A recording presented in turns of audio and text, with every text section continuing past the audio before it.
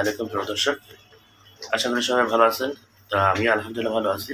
তো বন্ধুরা, আজকে এখানে 4টা ডিম নিয়েছি, সিদ্ধ দিয়েছি। আমি আজকে নতুন একটা রেসিপি নিয়ে আপনাদের মাঝে হাজির হয়েছি। তা আপনারা অবশ্যই দেখতে থাকুন। এখানে আমি সামান্য একটু তেল দিয়ে ডিমগুলো ভেজে নিব।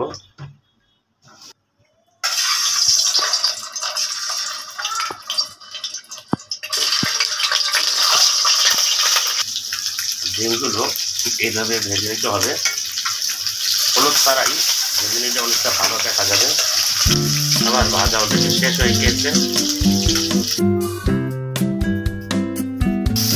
সামান্য পরিমাণ পেঁয়াজ কুচি দিয়ে দিলাম।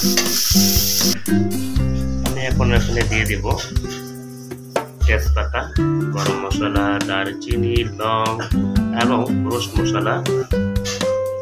আর এখানে আছে টক দই,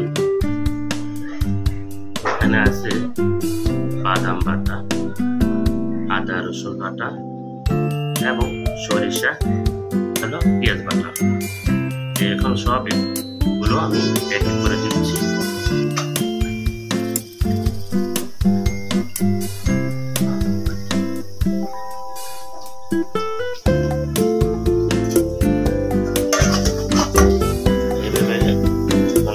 একটু ভেজে নিব আমি। এরপর আমি দিয়ে দেবো আদা রসুন বাটা। এরপর আমি সামান্য পরিমাণ একটা পানি দিয়ে দেবো। এভাবে নেড়ে চেড়ে কিছুক্ষণ রেখে দিব। এখন সামান্য পরিমাণ হলুদ। আমি এখানে 4টা ডিম নিয়েছি, আপনারা পারলে বেশি নেবেন। 4টা, 8টা, 6টা, যে যতটা মনে চায়। তা আমার পরিবার যেহেতু ছোট, সেই জন্য আমি আপাতত 4টা নিয়ে এখন আমি দিচ্ছি ধনিয়া পাতা। এখন দিব লাল মরিচ পাউডার, দিচ্ছি সামান্য পরিমাণ লবণ। এই রেসিপিটা আপনারা যদি একবার বাসায় বানিয়ে খান, গরম ভাতের সাথে খুবই মজাদার হবে। কেন এক একজন এক এক স্টাইলে রান্না করে, কিন্তু এই রান্নাটা আসলে একটা অন্যরকম মজাদার, খুব সুস্বাদু হয়। তাই ঘরে আপনারা খুব ঝটপট করে সুন্দরভাবে পাকিয়ে নিতে পারবেন, রান্না করতে পারবেন। এই রান্নাটা আসলে একটা অন্যরকম, অনেক সুন্দর ঘ্রাণ, মাশাআল্লাহ অনেক সুন্দর ঘ্রাণ বাড়িয়ে বের হচ্ছে। এই পর্যায়ে আবার আমি কয়েকটা কাঁচামরিচ এইভাবে আরাম করে দিয়ে দিলাম। এখন দিচ্ছি সরিষা বাটা।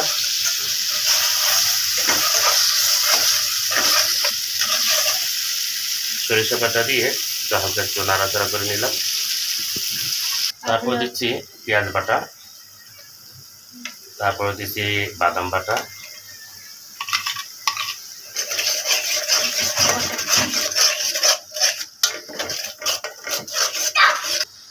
সব উপকরণ দিয়ে যখন এইভাবে যখন হয়ে যাবে, একটু ভালোভাবে একটু নাড়াচাড়া করে নেবেন।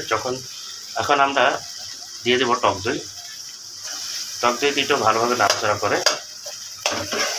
যখন দেখবেন একটু আপনার তেল বাহির হয়েছে, তখনই আমরা ডিমটা দিয়ে দেবো। আমরা একটু বরাবর আসো। এখন আমরা আবার এখানে দিয়ে দিচ্ছি কি সামান্য পরিমাণে একটু রোস্টের মশলা দিচ্ছি। অনেক মজা হবে, গরম ভাতের সাথে আসলে একটা অনেক মজা হবে। দেখেন এখানে রোস্টের মশলা দেওয়া হয়েছে, তার মানে আপনার খাবারটা আসলে অনেক মজাদার হবে। দেখুন রোস্টের মতো হয়ে গেল, মশলা শেষ হয়ে গেছে। দেখুন ঠিক এইভাবে এখন আমরা ডিম দিয়ে দেবো।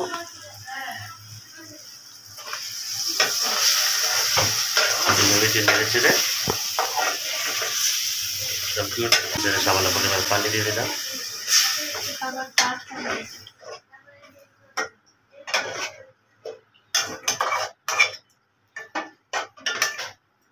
ঝোলটা যখন আঠালো হয়ে যাবে, তখন আমরা উঠিয়ে নিব। সে পর্যন্ত আবার আসছি। পর্যায়ে সামান্য পরিমাণ একটু খাঁটি সরিষার তেল দিচ্ছি, জাস্ট একটু ঘানানোর জন্য। সামান্য পরিমাণ দিলেই চলবে। দেখুন এখন সামান্য পরিমাণ একটু চিনি দিয়ে টেস্টটা একটু ভালো হবে, সেজন্য যেহেতু টক হতে পারে সেজন্য সামান্য একটু চিনি দিয়ে দিলাম। এটা আলাদা অপশন আর আপনাদের ইচ্ছা মতো।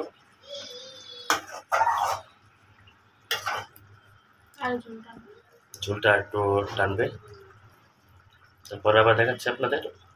একটু জিরা ফাঁকি দিয়ে দিলাম।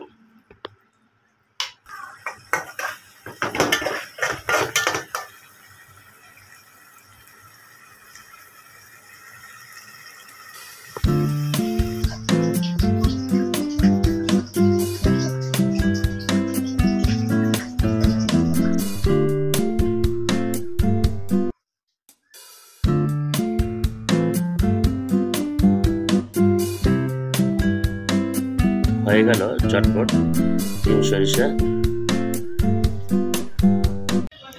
এই গরম ভাতের সাথে যদি খাওয়া যায় অনেক মজাই লাগবে।